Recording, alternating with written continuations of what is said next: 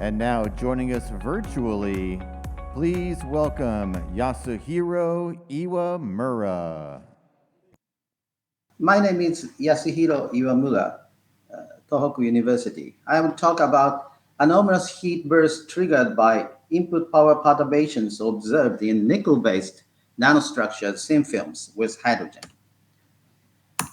Uh, I have been working in this field for a long time, and when I was a researcher at Mitsubishi Heavy Industries, I was engaged in the permeation-induced transmutation with nanosized multilayer thin film. At that time, I used the palladium and calcium oxide multilayer thin film, and I put the cesium on the top, and I make a deuterium gas permeate through this multilayer thin film and observe the transmutation reaction of cesium into praseodymium. And shifting moving to Tohoku University, I had a chance to participate Japanese government project, NEDO project, and I observed excess energy with nanosized metal composite particle, nanosized particle. Combining these two experiences, I am now working with Cream Planet and I am engaging in the research of excess energy with nanosized multilayer metal composite and hydrogen gas. Key factors in my research is hydrogen diffusion and nano thin film and vacuum condition. Okay. So this is our experimental method. We use this kind of a nano-sized multilayer metal composite, copper and nickel nano-sized multilayer metal composite. And we use a ceramic heater, and on the both sides, we place this metal composite. And this sample, I introduce the samples into a chamber, and after that, we bake the samples to remove impurities such as hydrocarbons or waters. And after that, hydrogen gas is introduced into the chamber, and usually after one night, hydrogen gas is absorbed in the samples and evacuate the hydrogen gas by turbomolecular pump, and at the same time, simultaneously heat up the samples up to 500 degrees centigrade. So by doing this, hydrogen in the metal composite is released, diffused towards the vacuum condition. And it triggers the anomalous heat reaction, and we observe the excess power. This is the photos of copper nickel multilayer thin film and experimental setup. This is a cross-sectional view of a sample, and radiation thermometer. So I missed. We measure the temperature, surface temperature by by infrared, and also we measure the temperature of a center embedded thermocouple. Okay, you can see the radiation thermometer. Two thermometers is installed in our experimental setup. So this is a model of excess heat evaluation because during excess heat experiments, the chamber is under the vacuum condition, so convective heat transfer by gas is negligible. So we only consider about heat conduction from the sample holder and the thermal radiation. The thermal radiation of surface A and thermal radiation surface B and the thermal radiation from the sample holder equal power input plus excess heat. to evaluate excess heat, we use a calibration curve. Calibration curve, it is obtained by Nickel-Brand-Brown. You can see the relationship between input power and the sum couple temperature like this. And this is the Brand-Brown curve, and this one is a multi-layer curve.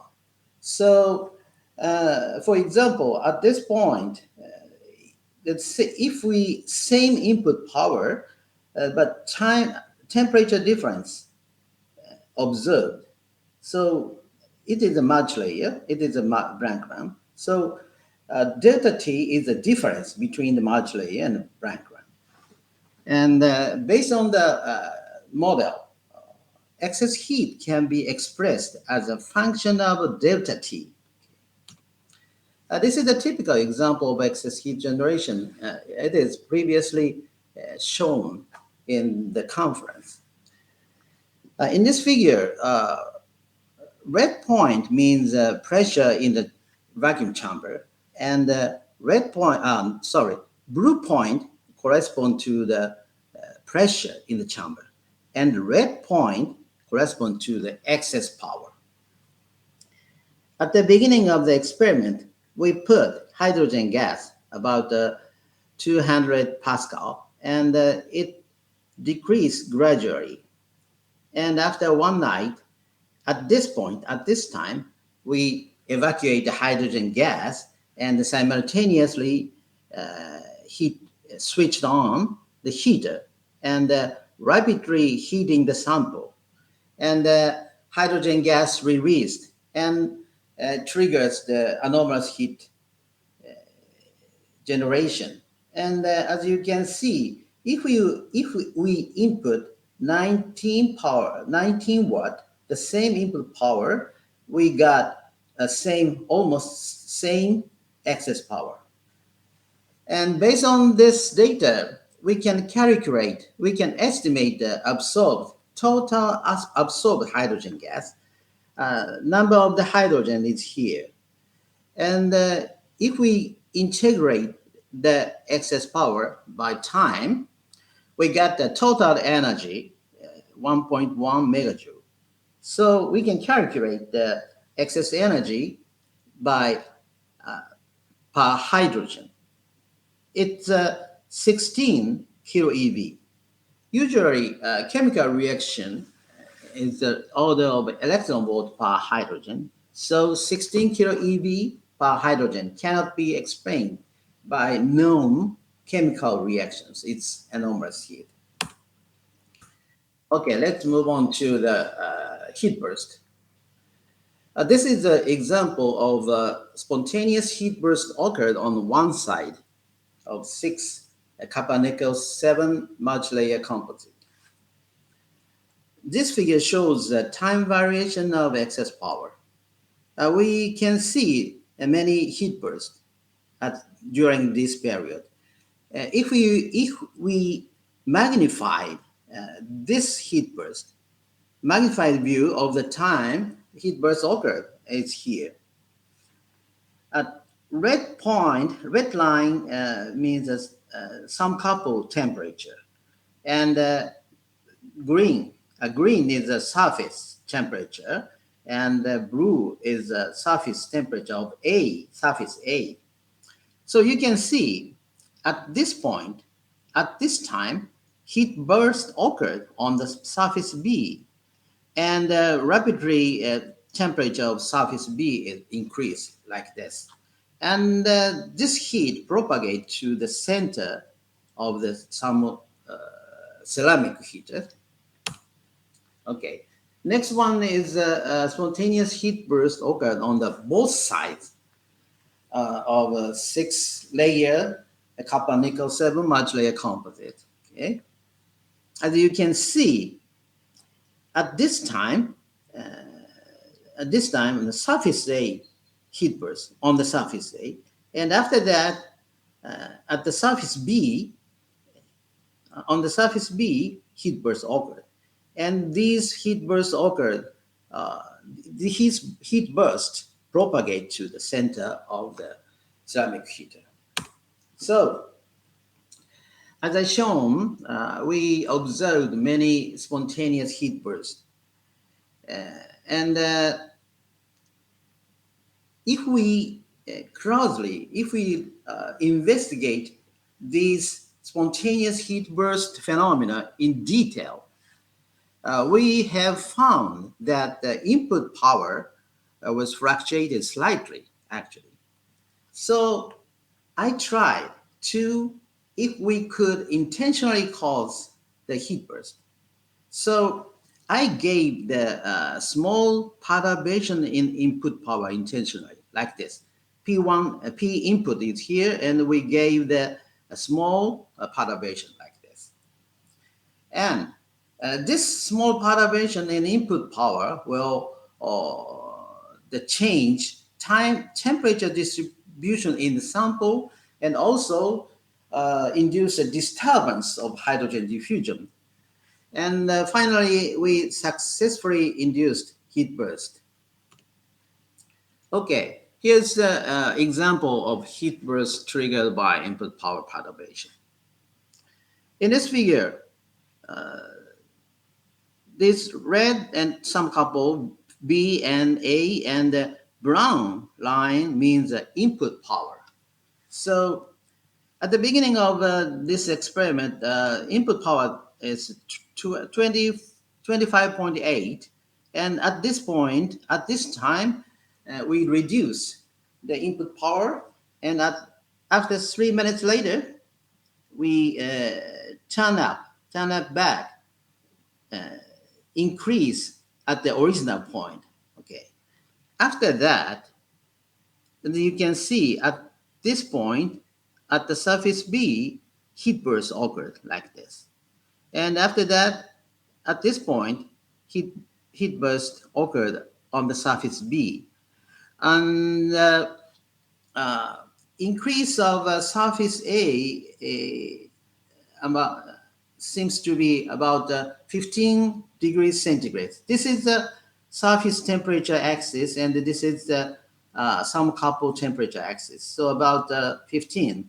And for that case, in the case of surface B, about 20 degrees centigrade increased up, and some couple here. So we can see that the surface temperature A and B and TC all increased significantly, even though input power was once reduced. We did not give any extra power during this period. Okay, and also the other point is increases in surface A and surface B temperatures were larger and steeper than that of TC, some couple. So a heat burst energy generated at the surface A and B and propagated to center TC. On the contrary, if we use a different sample, it is a special one. This sample was a forced oxidation sample. If we gave the similar perturbation, input power some perturbation, nothing happened. TC is the same level before perturbation, surface A and surface B. Okay, this is a typical perturbation. And we check this perturbation, this heat burst can be chemical reactions, can be induced by chemical reactions. So I plotted the some couple temperature and input power for a long time span. This is a perturbation of input power, as I shown this one. Okay, and increased energy by a single perturbation, a single heat burst is larger than this hatched line. Okay, and it can be easily calculated and 4.8 kilojoule. However, our experiment is performing under vacuum conditions. So there's not so much material in the chamber. As I said, pressure is very low, so more residual gas in the chamber is less than 4 by 10 to 10 minus mole. And if we consider the hydrogen in sample by oxidized by O2 residual gas, or nickel sample oxidized by O2 residual gas, we can calculate that at most 10 to 4th to 10 to 5th joule. So energy generated by just a single intentionally induced heat burst cannot be explained by any known chemical reaction. Okay, I introduced the variation of heat burst triggered by input power perturbation. Typical case, it is an example for copper nickel with calcium oxide case. After giving perturbation of input power, burst reaction occurred on the surface, on surface A and B. It's a typical one. But in this case, situation is a little more complicated.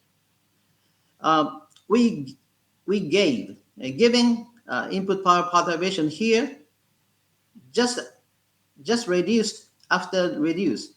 At this point, on surface B, heat burst occurred like this, and the temperature of the surface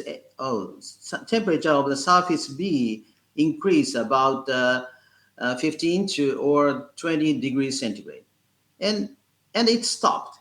But after that, at this point, heat burst occurred again like this. As for surface A, just occurred at this point, heat burst. Anyway, variations in the way heat bursts occur due to the parameters of input power perturbation, surface sample conditions, hydrogen absorption conditions, and other factors. And it is not clear systematically, but anyway, these obtained data will be used for clarifying what is happening in this system. Okay, so let's move on to the surface analysis results. This is an example of SEM analysis for heat-producing sample. This side shown secondary electron images. And this side, comp image by backscattered electrons. So we observed many heat-producing sample, and we have found some common characteristics of the samples in which excess heat was observed. Okay, we can see that some spotted regions within the grains. If we look at this grain, we can see there's so many black points. Okay, it means because we use backscatters electrons, it means black region means elements lighter than nickel. And finally, this black point corresponds to the oxygen element, as I explained. So this is an example of a spontaneous heat burst sample by SEM-EDX analysis. It is a comp image.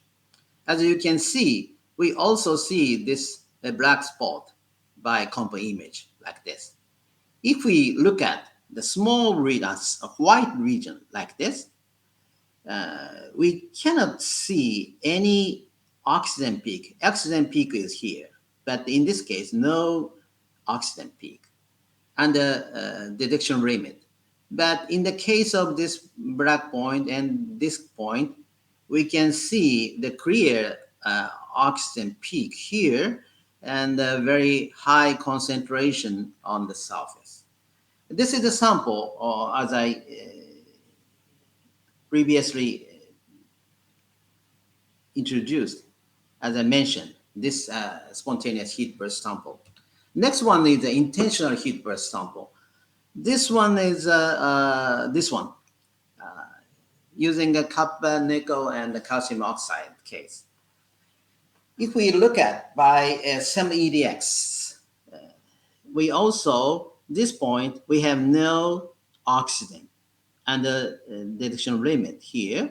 But this point, black point, we can see the very high concentration oxygen. And if we analyze the high concentration oxygen concentration area by TOF-SIMS, it is a depth profile by TOF-SIMS analysis. This is the interface between the nickel and the copper nickel layer. This is the surface, and copper nickel layer and the nickel bulk. As you can see, O minus, oxygen minus ion as the dominant, and the nickel and nickel oxide and copper we can see. So, and so it's SIM-EDX and TOF-SIMS analysis give us a consistent result on oxygen concentration. So we can say that the regions of high oxygen concentration were also observed in the sample with intentionally induced heat burst and also spontaneous heat burst sample. And but in the case of sample, a not trigger sample, this one, nothing happened sample. This sample was a forced oxidation. This sample was taken out and oxidized at 500 degrees centigrade for 2 hours in the air. After that, a normal experimental process were performed. So we expect this sample have a high oxygen concentration. Okay, and this is data of SEM-EDX results, and we select high concentration oxygen concentration area.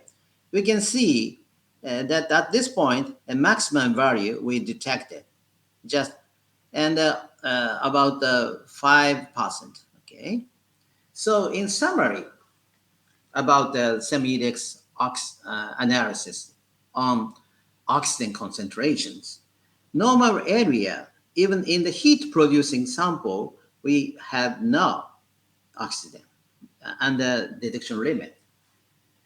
And highest oxygen concentration in even the post-oxidation sample is less than 5%. But very high oxygen concentration at black regions in the heat producing samples exceeding 10%, very large. So the reason why is not clear now at present, but it is an anomalous result. Okay, I will discuss about our research results.